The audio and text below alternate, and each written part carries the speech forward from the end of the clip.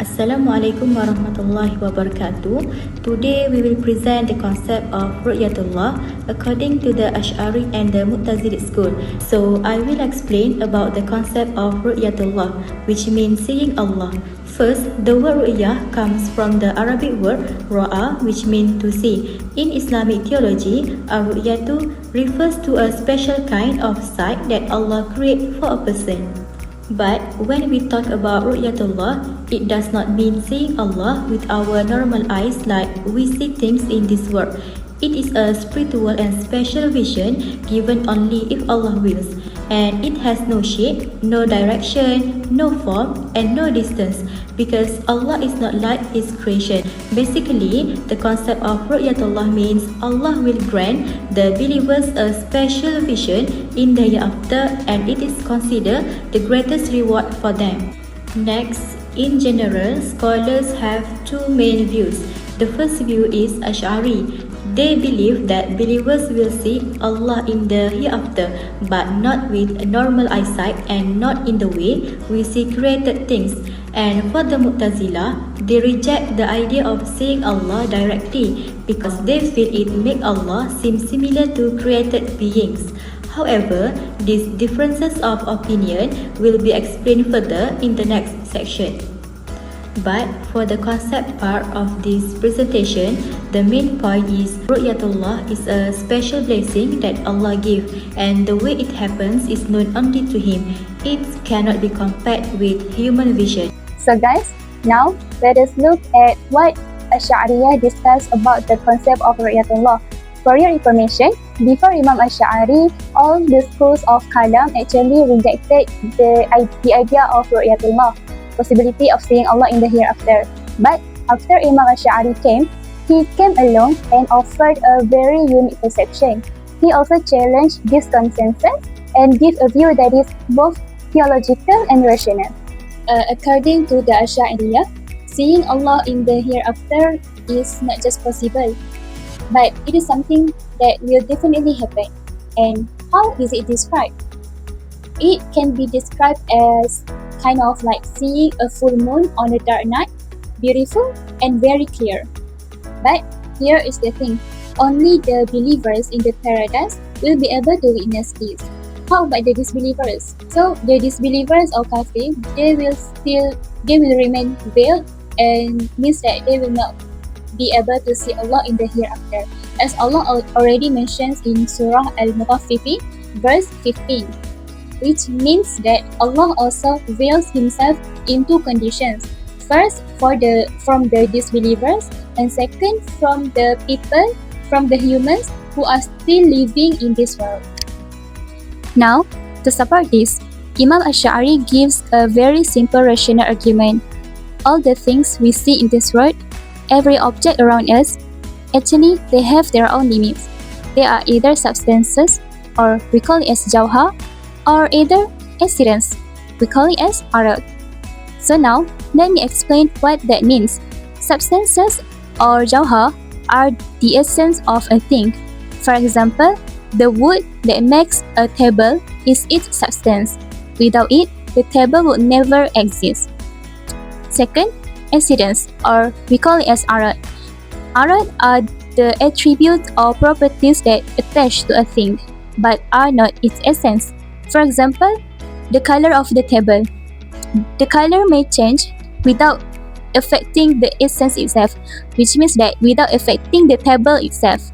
But just because this is true for the creation, doesn't mean that Allah must also have the limits, or must also have the jawhar or arat. In other words, what applies to the visible things in our experience doesn't have to apply to Allah.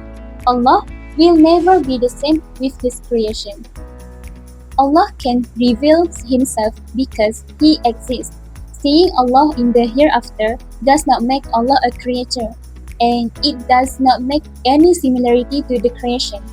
That is because human perception changes during that situation.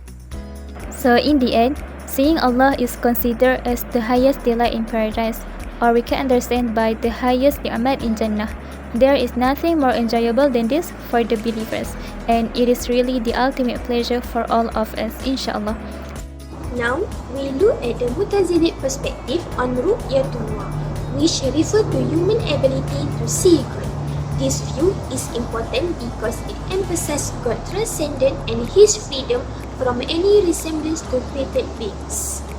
According to the Mutazilah, seeing Allah is impossible, whether in this world or in the hereafter. They argue that vision requires form, direction, and space, qualities that are not applicable to Allah. In other words, Allah is not bound by physical space or form, and therefore cannot be seen by human eyes. Furthermore, their perspective is based on the principle of tanzih. The Mu'tazilah stress that Allah is free from material attribute and does not resemble His creation. If a person were able to see Allah, it would imply that Allah possesses the attribute of creatures, which contradict the pure and surface concept of divinity. Additionally, according to Tafsir al-Zamakhshari, Zamakhshari is one of the great figures of Mu'tazilah. The human eyes can only perceive physical and material entities. Since Allah is not material, it is impossible for human to see Him. This aligns with the principle that Allah is transcendent and not bound by space, time, or physical form. So now that we've understood the main idea of Ru'yatullah from both perspectives, I will continue with the Quranic and Hadith evidence used by Ashairite and Mutazilah. The Ash'ari school strongly believes that the believers will see Allah in the hereafter. Their main evidence comes from Surah Al-Qiyamah, verses 22 to 23. وَجُوهٌ يَوْمَئِذٍ نَاظِرَةٌ إِلَى رَبِّهَا نَاظِرَةٌ. On that day, some faces will be bright, looking towards their Lord. The Ash'ari scholars explain that this verse clearly shows that the writers will look towards Allah. They say the wording is very direct, looking towards their Lord, and it cannot mean anything else except that there will be a real vision in a way that is appropriate to Allah. Not physical, not spatial, and definitely not like seeing something created, but the special type of vision that Allah gives in the hereafter. Next, Quranic evidence according to Mu'tazilah. The Mu'tazilah reject the possibility of seeing Allah entirely, whether in this world or the next. Their main Quranic dalil is Surah Al-An'am verses 103. La tudrikul absar wa huwa yudrikul absar. Eyes cannot grasp Him, but He grasps all vision. The Mu'tazilah interpret this verse in a very literal and absolute way. They argue that if Allah says eyes cannot grasp Him, then vision of Allah is impossible, because seeing something normally requires direction, form, and physical limitation. And since Allah is beyond all physical qualities, they say He cannot be seen. In the issue of seeing God, the most obvious difference between the Ash'ariyah and the Mu'tazilah lies in their methodology for understanding the text related to God attributes. The Ash'ariyah accept the vision of Allah as something possible and can happen in the afterlife based on definitive text. This opinion does not mean equating Allah with the creatures, because all visible objects must be equal. Therefore, Ash'ariyah combines two important approaches to interpret the verses of Quran, which is tafwid and ta'wil.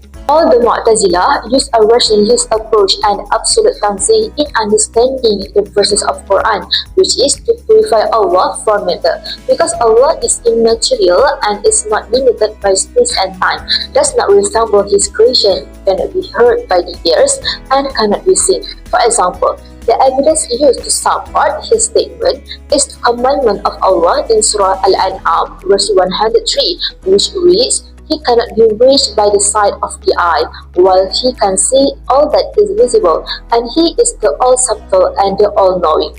The above verse stipulates that if Allah can be seen, then Allah has limits which are limited by space and time.